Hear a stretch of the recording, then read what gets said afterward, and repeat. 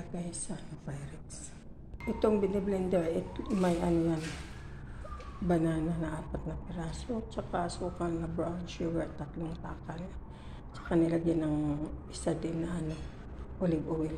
Ito yung Pyrex na nilagyan, pero asukal yung binabod siya. Asukal, instead na flour, asukal na pula. Nilagyan ng butter, kunti. Nilagay yan yung Quaker Oats.